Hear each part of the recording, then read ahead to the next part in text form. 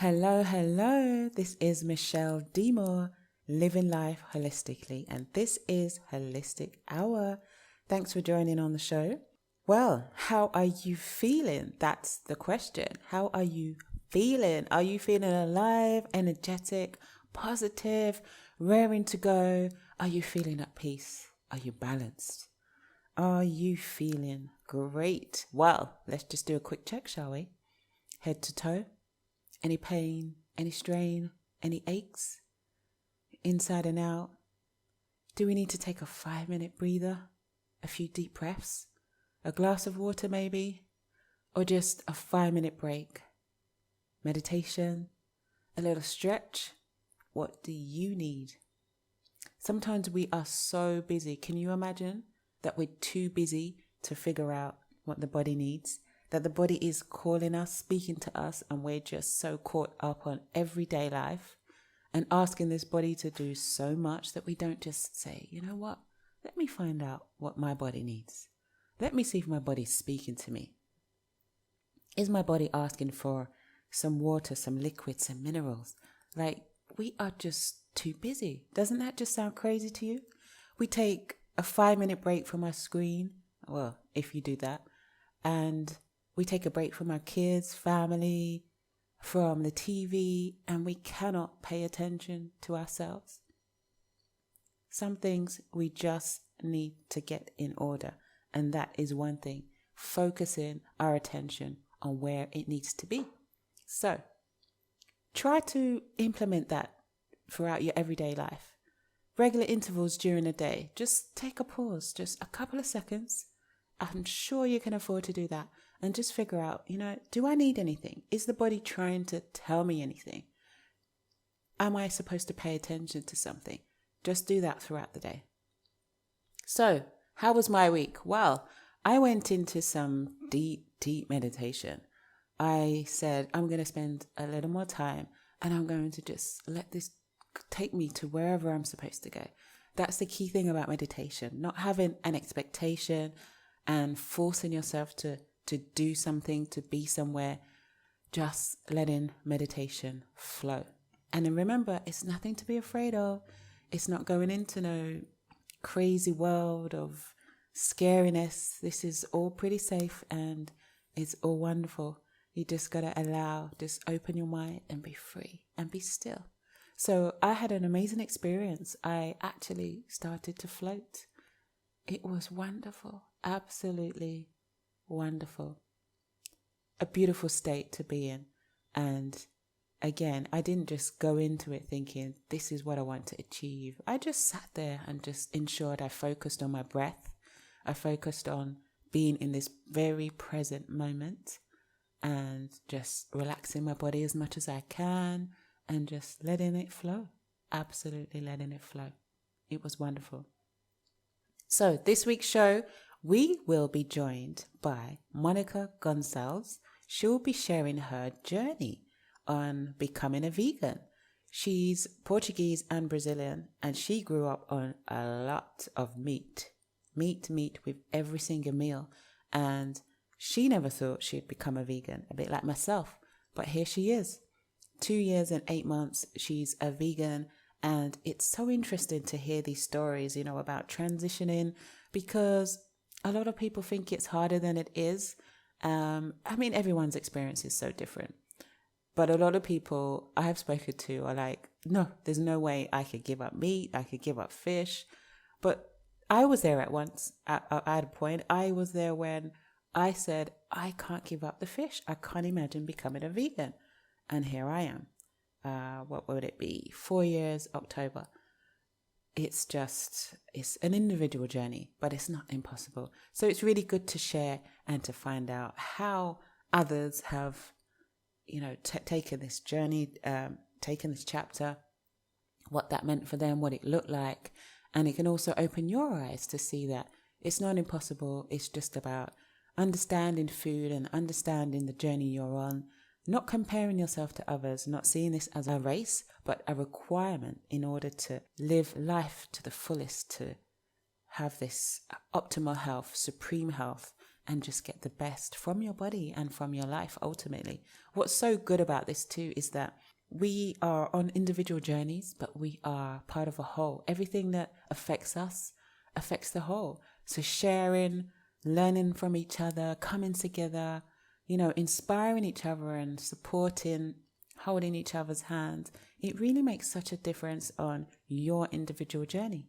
I'm pretty sure you can say that because it's totally helped me as well. Hearing from others, and especially when you meet somebody or speak to somebody who's, like-minded, who really understands, that's so key. And you get support maybe from like family and friends when you're on this journey, and whether they help you by doing the same thing and implementing the same regime, implementing the same lifestyle habits, or just supporting you at a distance in what you're trying to do. It makes such a difference. So let's introduce Monica.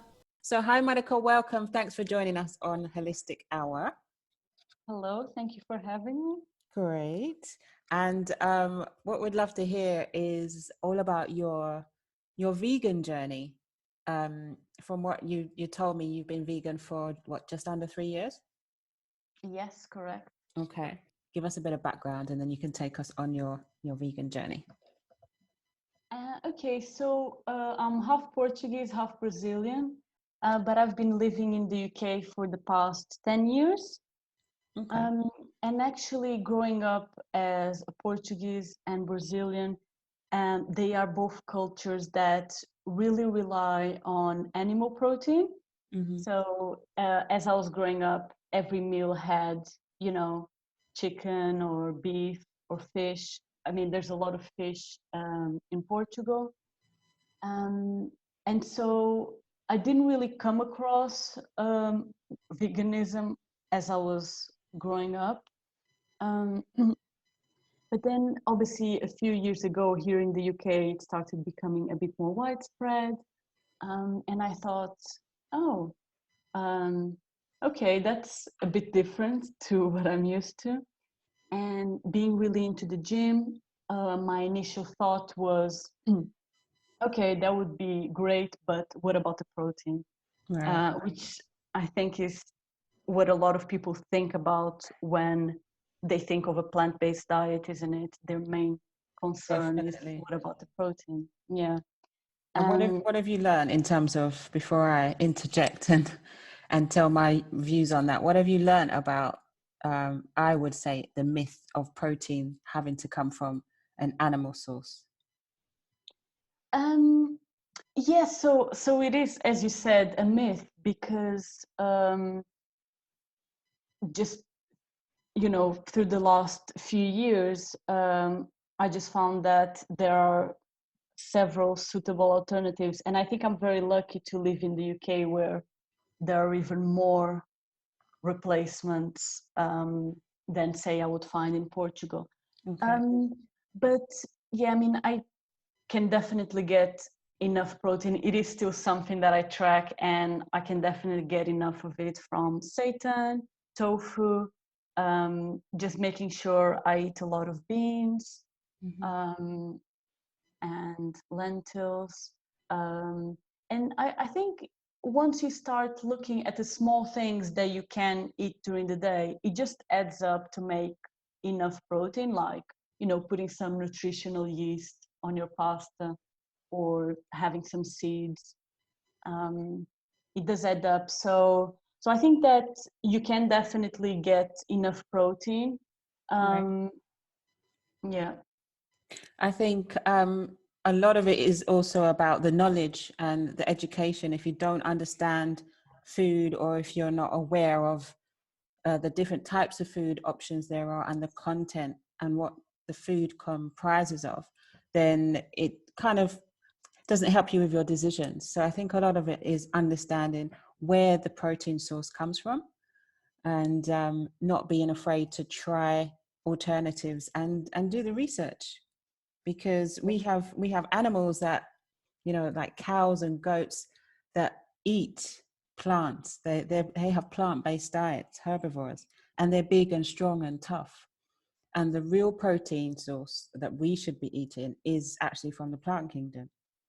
So we can bypass the animal, go straight to the plant and get the most nutritious, high quality protein that's toxic free and not the animal protein. But like you said, some people just don't understand and don't have that knowledge, and also don't realize that you can still go to the gym and you can be strong and you know, big and healthy just from eating a plant-based diet.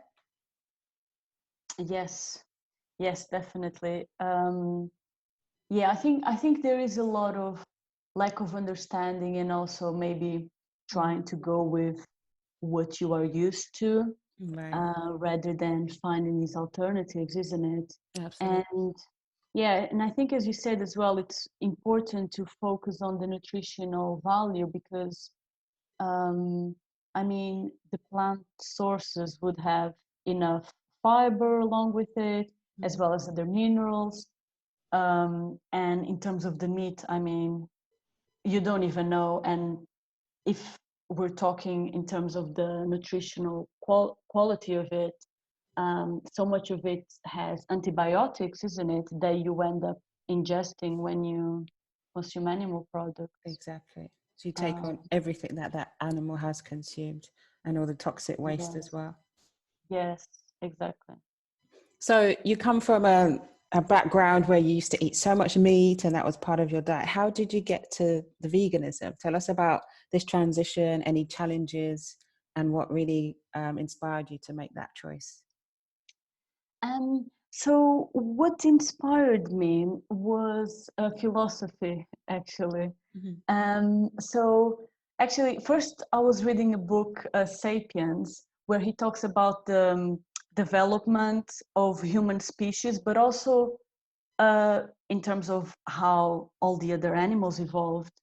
And when I was reading that, I felt like, wow, it is just luck, we can call it, that we are, the main species, and that doesn't give us the right to kill the other ones. Right. Um, and then I also heard a philosopher's speech who said that if you want to be an ethical person, you can't justify harming other sentient beings. Um, but at the time, it was a little bit of a pipe dream, in the sense that I thought, yeah, it would be great to do it, but there are just so many barriers. Mhm. And, you know, even things that, as a meat eater, I guess, I used to take for granted, in the sense that if anyone offers you any food, you can have it. If you go to any restaurant, you have a wide range of choices. Mhm. Um, so that was really what held me back, was just thinking, I don't want to take the step and then fail. Okay. Um, yeah, but then one day a colleague at work said, "Oh, I'm going to do vegan Monday." And I said, "Oh, I'd love to do that too." Mhm. But, there was always that but on the Right. background of thinking, how can I actually make it happen? Um, and then my boyfriend at the time said, "Oh, if you want, I don't mind stopping eating meat." And I was like, "Oh, wow, Oh, amazing." yeah. And then that Great was it. support. Yes, exactly. And then I just never went back from that day. And I just felt so happy that I could actually like see it through. And Right. then, and I think when I realized like, wow, like, my muscle mass hasn't decreased, any of those fears that I had didn't actually materialize a few months down the line. I Mhm. thought like, wow, this is amazing. Like I feel great. I'm Mhm. not harming the animals. Right. And there are loads of options. And you can see the physical benefits as well in terms of your Um, muscle mass and your body tone. um, I would say the what I noticed the most is when I used to eat meat after the meals, I used to just feel like really heavy and Right. lethargic, because Mhm. I think the digestion just takes longer, isn't it, for It your body does. to process it. It does. So I'd say in that sense, I just feel like, lighter, and um, yeah, just never felt that again of, being really lethargic and feel And like I'm heavy. digesting heavy. Right. Yes. Wow, it's amazing that it's almost like mind over matter. You put yourself, to something you thought you couldn't do, and then you see these amazing results, and you were that inspired by the results that you just kept it on, and now it formed a lifestyle, which 2 years, 8 months later, you're still, living. So, Yeah. I mean, I had the same fears initially when I started to when I thought about becoming a vegan, because I never thought I could do the veganism thing. And it wasn't just a conscious choice, like, a mental choice. I believe for me personally, I was on a spiritual journey, and, we get those messages in various forms. So it was a long transition. I started to eat fish, and then thought about, would I ever be able to take that next move and go, completely plant-based vegan? Same fears that you had. What would I look like? Would my muscle tone deteriorate? Would I be weak? It's Mm. yeah, it's something that again, a lot of people have fears about. And again, like you said, they're so used to growing up a certain way, and eating food a certain way. They've programmed themselves to believe that this is what they need. And obviously the misinformation or the wrong information that's fed to them from all sorts of different streams of of media and outlets out there. So what are you like now in terms of the veganism? Have you explored food options? What are you like with your diet on a daily basis? I'm going to be honest, at the beginning, it Mm. was a little bit hard, Right. in the sense of I get home from work and like, what am I going to cook? Mm. Like I just didn't really have, because I used to eat, meat or fish at every single meal, and it was suddenly, what do I do? So I was in a bit of a panic at the beginning. What I actually did at the time was I subscribed to one of those services where they um, give you the ingredients Mm. in a box and you make them at home. Okay. So I thought that was really helpful, because basically I started building from that, just a list of recipes that I just use as a go-to. Right. Um, and and in those boxes there was always so many vegetables, and I started like, because I guess, that's one of the main things, isn't it, of being plant-based. You just want to have as many nutrients as you can that just come from nature. Exactly. Um, so I discovered fascinating things like, you know, baked cauliflower, which I love, and just simple things. Um, and so I guess in terms of my like go-to meals, I Mm. would normally still, so I kept to my, say, tradition of growing up, in the sense that I still have a lot of rice. But now, instead of being rice with meat, I now have rice with tempeh, Mm. and vegetables, or I'll do like a chickpea curry. So I feel like, obviously it does take time because it's something you're not used to. Right. But, if you just experiment with different things, I feel like now I know loads of really good recipes that are nutritious and ethical. So it's great. Great. So it doesn't really take that much. I think when you determined and you dedicated yourself to, okay, I'm going to make these lifestyle changes because I believe that this is going to help my health and my well-being. And we have to put the work in, don't we? But it doesn't really Yeah. take that much. I think when you enjoy the process, and when you know what the purpose is, and the fact that it's going to help you, it's going to benefit your health. And it definitely benefits you mentally. I think when you have such a heavy burden on the body with food, obviously the toxins in the bloodstream, it affects your sleep, because the body's now, burdened with this heavy load that it has to focus on digestion. There's so many, the body's so intertwined, it affects you so much. You can wake up with better clarity when you just haven't gone to bed on a heavy stomach of toxic food that the body has to digest. How has it affected you mentally? Have you seen any difference in terms of the way you think or how you work in terms of absorbing and penetrating a nutritious plant-based diet? I guess it's just a little bit maybe hard to grasp that exact difference, just because, you know, the last time I ate meat was so long ago that I think I probably would have felt that, you know, a bit sooner. Right. So, I mean, yeah, as you were saying, I think it definitely helps to have a very big motivation to do it. So, you know, you're not just doing it, it's not like a diet, say. Right. So you have to do it for a bigger cause. So I think, I mean, for me, it's more the fact that I just feel great that I found a way to respect the other beings whilst basically feeding myself. I think it helps mentally in terms of, say, concentration, say after lunchtime, because that's something I used to feel quite a lot, that after like a heavy meal, I would feel a bit like sluggish, and as you mentioned, like the mind clarity. Right. So I think that has gone away. So yeah, that is definitely one of the benefits.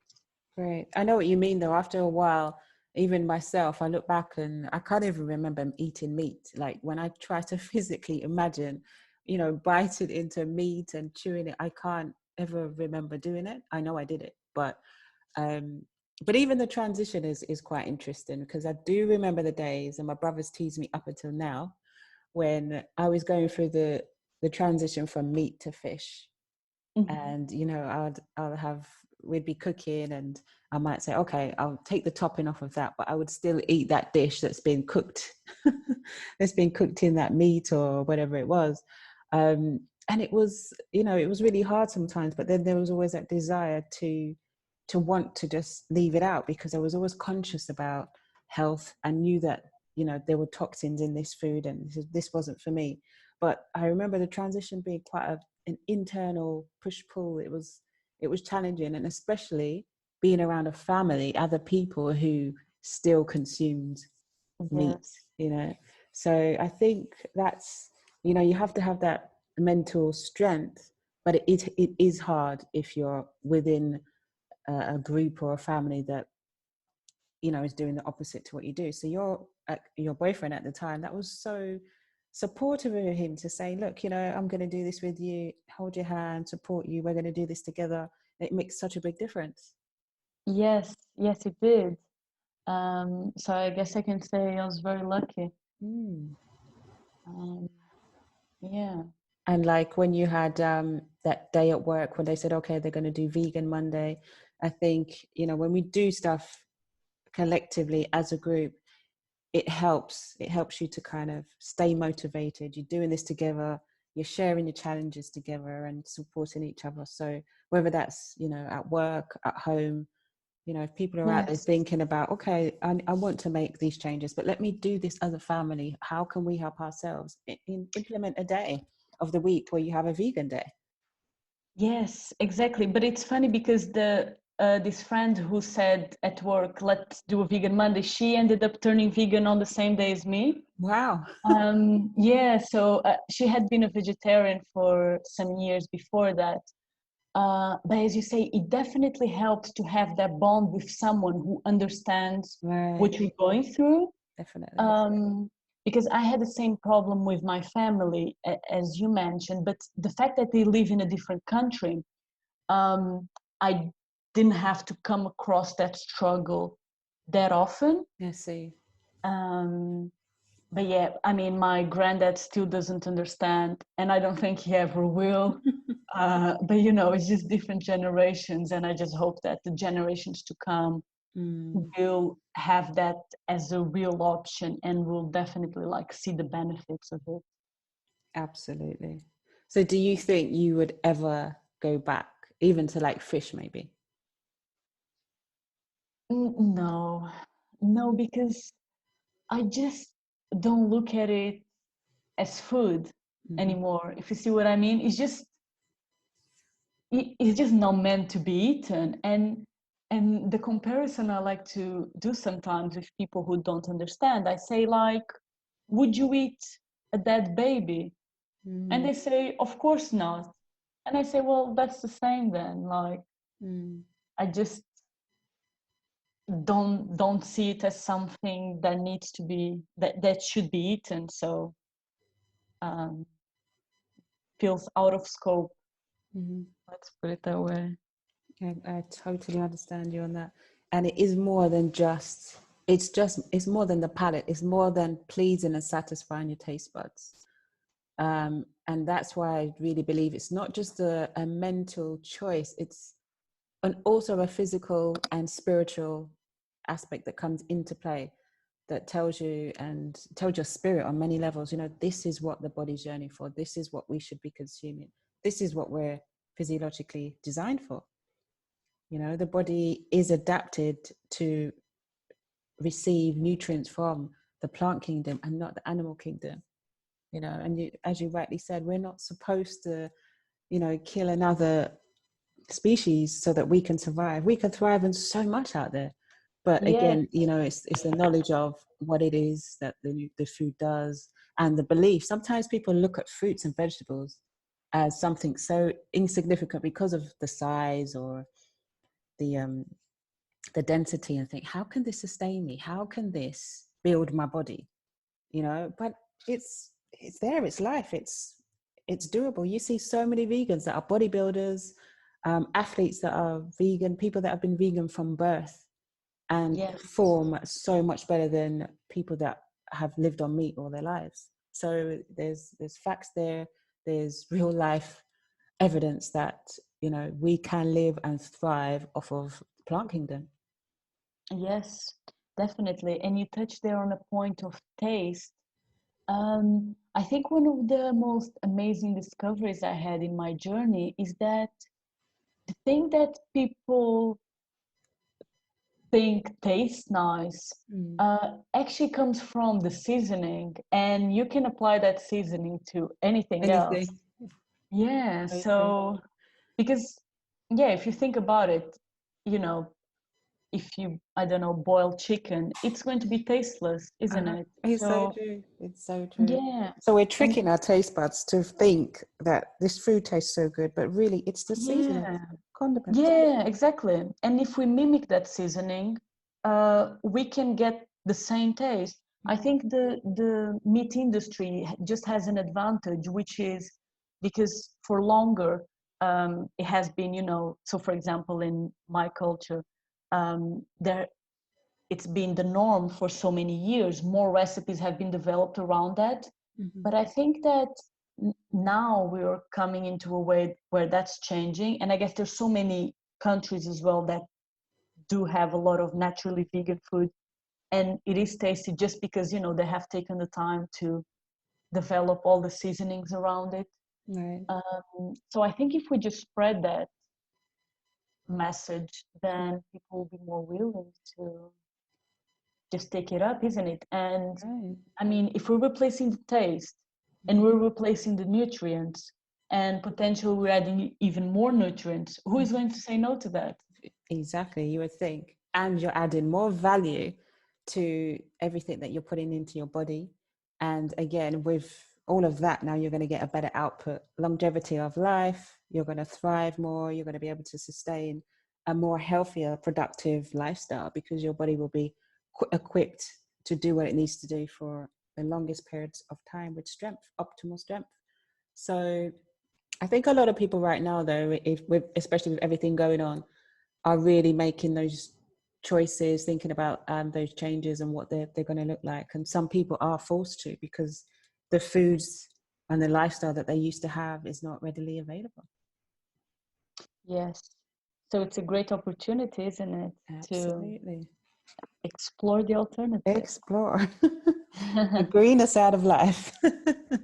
Yes. And I mean, it's just so much more ethical, isn't it, to be vegan in terms of the environment as well. So I think we are definitely heading that way because it's just not sustainable to eating so much. So I think it's going to be a win-win, you know, eating plant-based, cheaper, more nutritious, Good for the more environment. ethical. Yeah, good for the Yeah, environment. I mean, it's really a no-brainer, isn't it? it is. Um, I think, yeah, I just think it's important to um, spread a positive message that Mm, if people, you know, everyone is in their own journey, and if they take things slowly, like, you know, you did your mm, transaction transition to fish. right.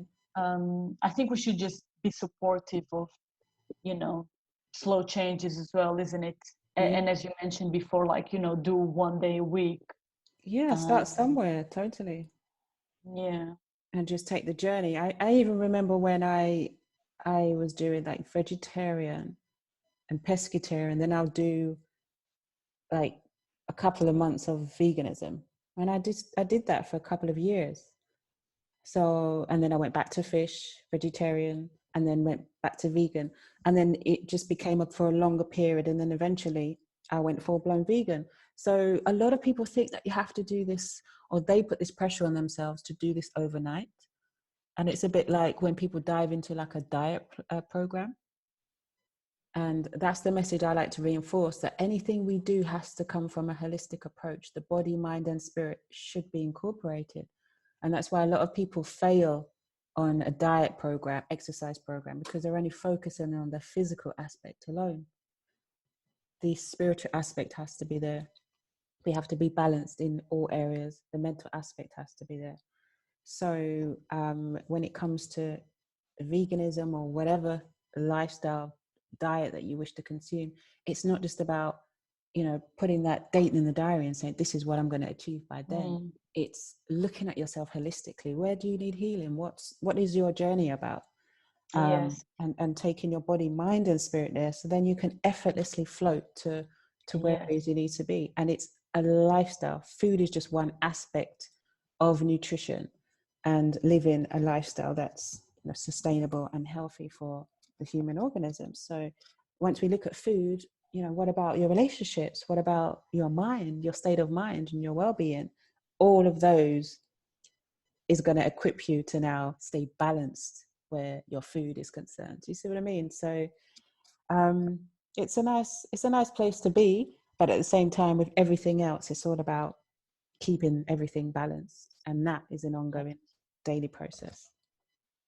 Yes, definitely. I Mm, mean, I'm not a good example of a smooth transition because I did do it from 1 day to the other, though I had been thinking about it for a few months. mm, Um, but yeah, I think definitely your mind has to be in the right place. You need to be doing it because you know that it is going to be best for you, isn't it? So you can then tackle those barriers. exactly. Um, and yeah, that's why the diets don't work, because most of the time your mind is not really into it, so it doesn't last. And I mean, I experienced that myself, because before I used to like say to myself, oh, I'm not going to eat cake at the office. Mm. Someone would come in, do you want cake?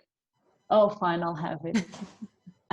But then obviously from the moment that I was vegan, I could no longer say yes to the cake in the office because Right. the cake wasn't vegan. Mm. But it just wasn't hard at all. I mean, Right. obviously, you know, sometimes it is because you think, oh, wish I could eat something sweet now. Uh-huh. But I just Y- really felt that shift because, as you say, it was coming from a spiritual decision that I knew that, you know, this is, you know, this is what I want for me. So eating that Mhm. cake does not align to my values. So Exactly. very easy to say no.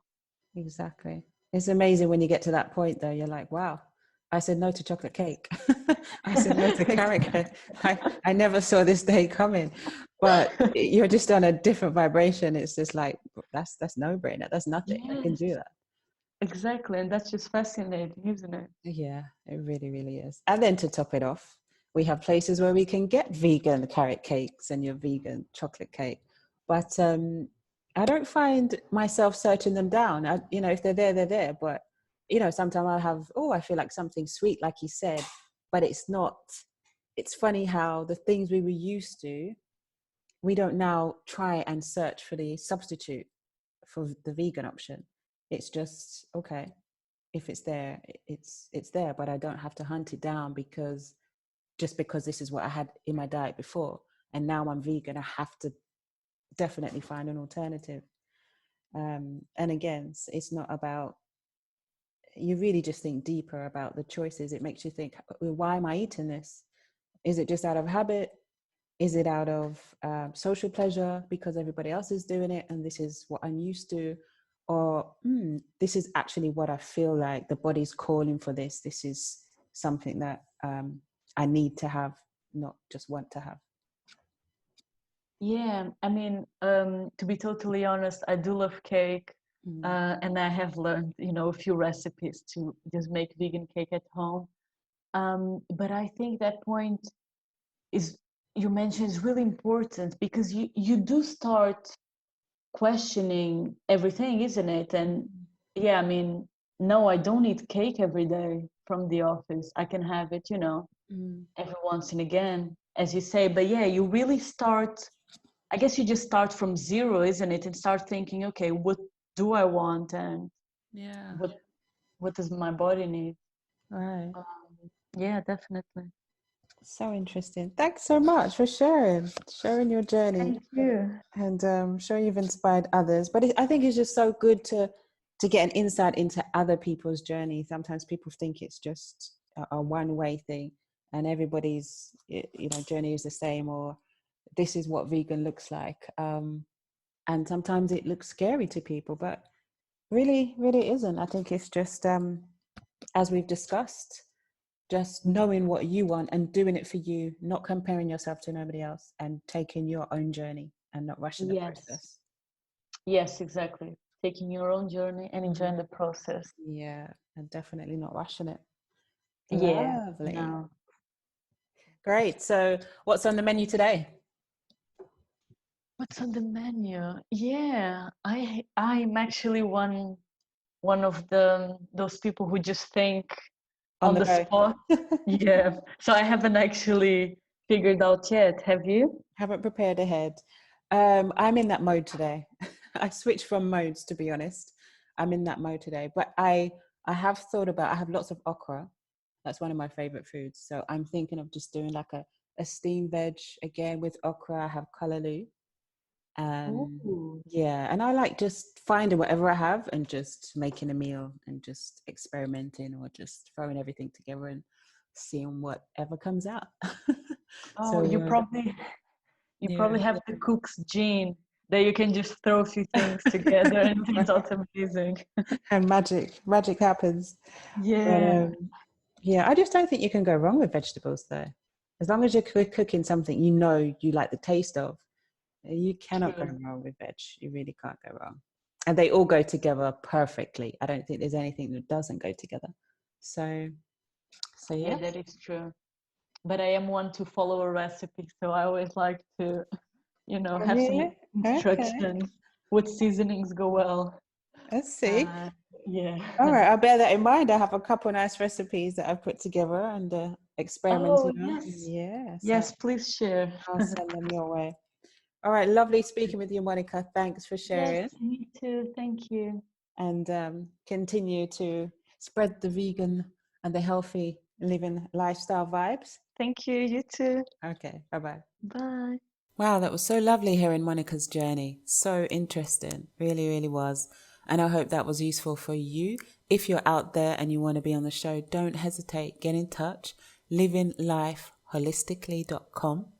And, wherever you are on your journey, whoever you are, you don't have to be anywhere specific. You don't have to be vegan. This is just about sharing your individual journey.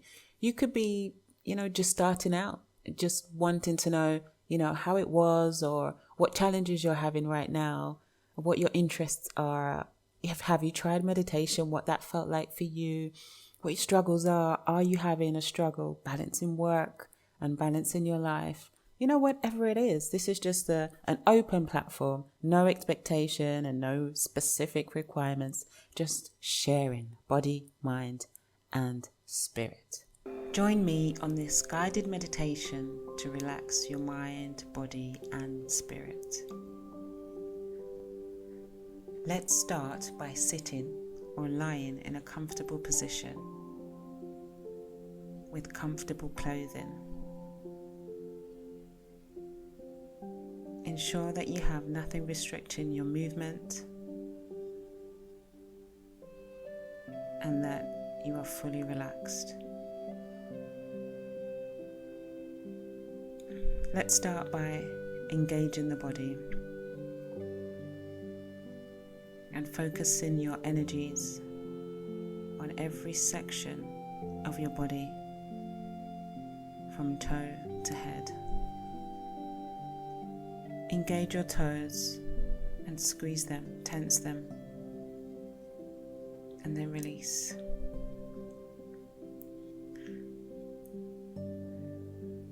Circle your ankles. Now stop. Tense your calves. Release. Tense your thighs and release. Working your way up. Tense your glutes and release. Continue to keep breathing deeply. Tense your abdominals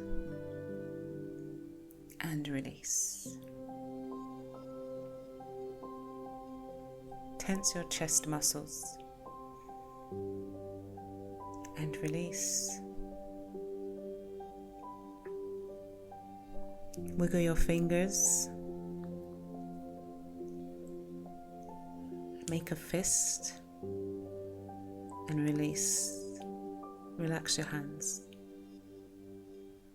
Circle your wrists. Release. Relax.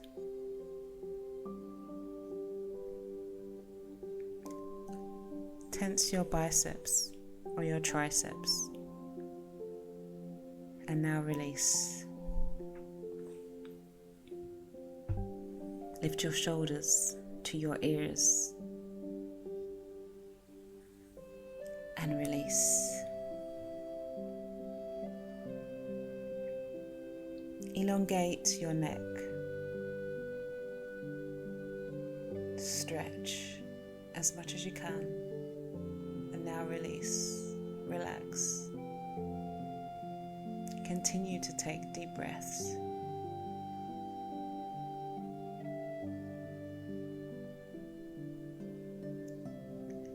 Now engage your face muscles, your lips. Feel your cheeks. Engage them. And now relax those muscles. Move the energy up your face to your nostrils. And now to your ears. And relax.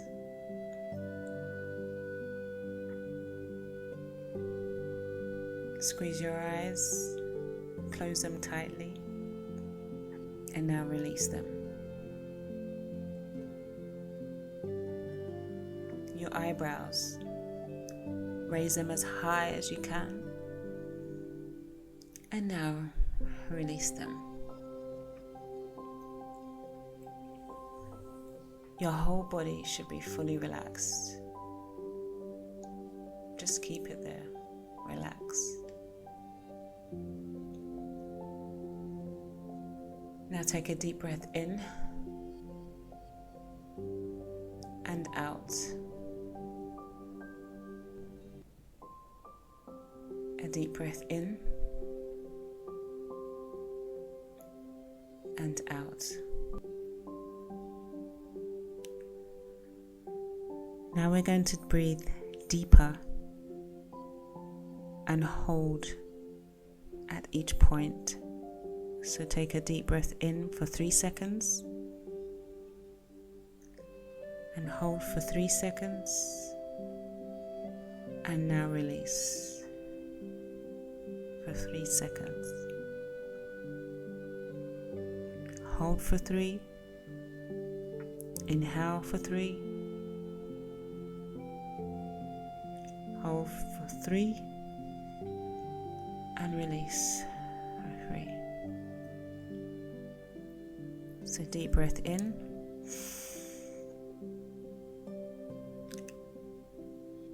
Release. Deep breath in. And release.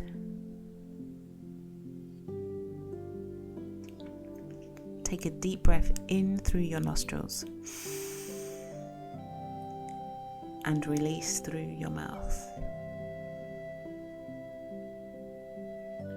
Keep repeating this, and you should slowly feel yourself getting deeper and deeper into a state of relaxation. Deep breath in and a deep breath out. Ensure that when you inhale, your stomach rises as it fills with air, so your chest should not rise. Your chest should remain the same. Put your hand on your stomach, and your hand should rise throughout the process of breathing in and out. Breathe in and out. Take a deep breath in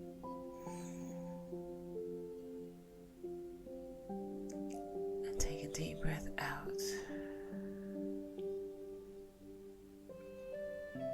Continue to breathe deeply.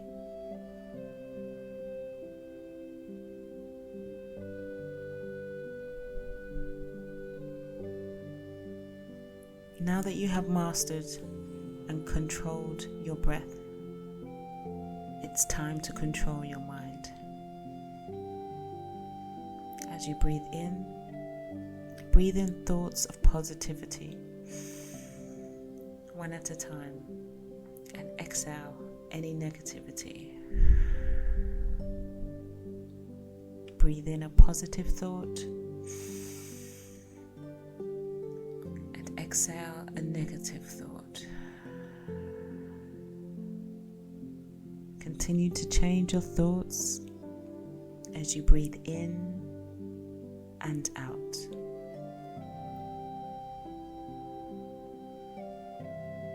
Continue to stay relaxed. Continue to breathe deeply.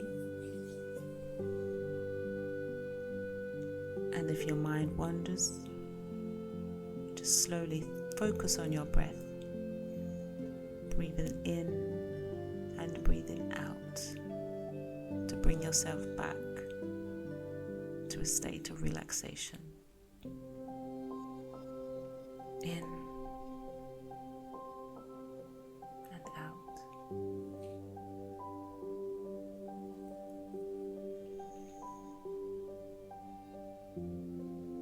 Relax.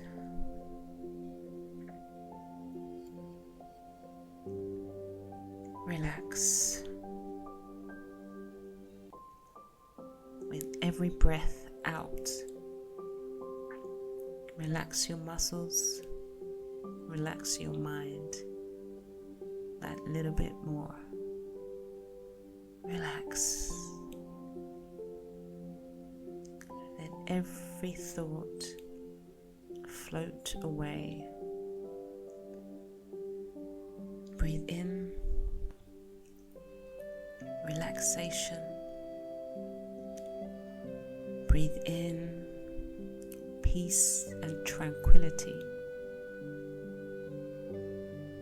Breathe out tension and negativity. As you continue to relax, just let all the thoughts slowly wash over you. as you continue to relax and breathe.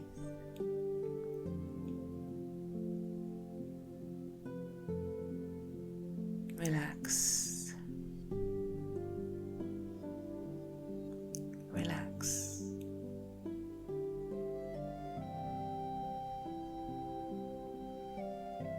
Control your thoughts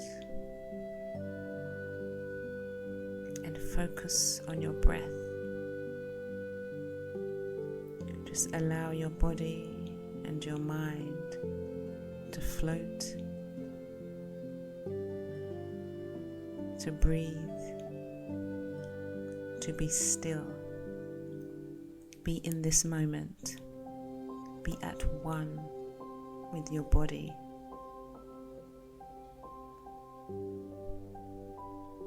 This is peace and calmness that your body is calling for.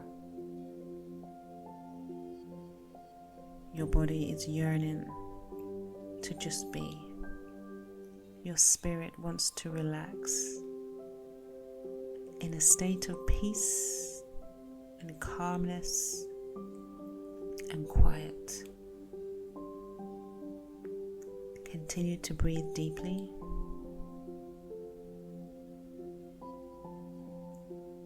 Continue to relax.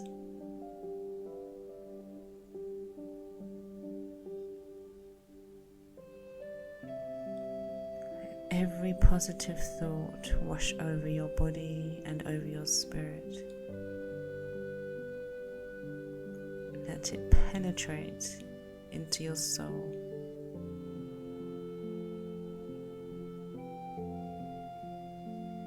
Keep breathing.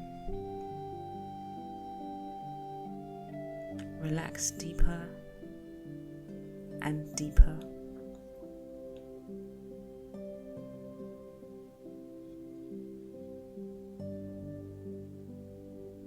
You should feel very relaxed, very calm while you're in this state of meditation. Just be at one with you,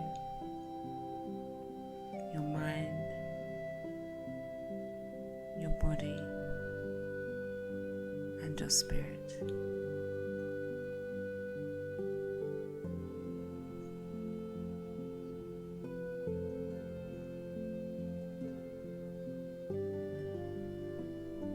Bring your thoughts back to your body.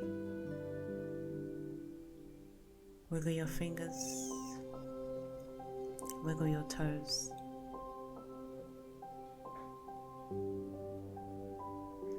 Focus on your breath, breathing in through the nose and out through the mouth.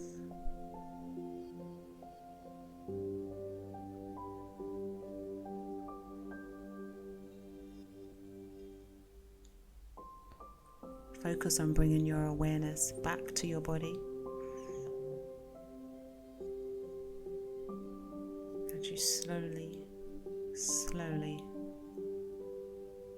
open your eyes.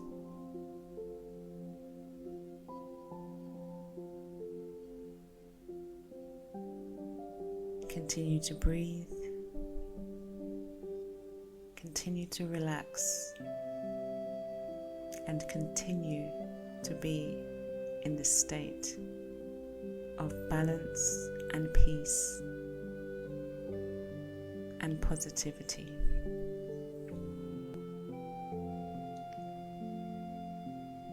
Stay balanced, stay aligned, stay blessed.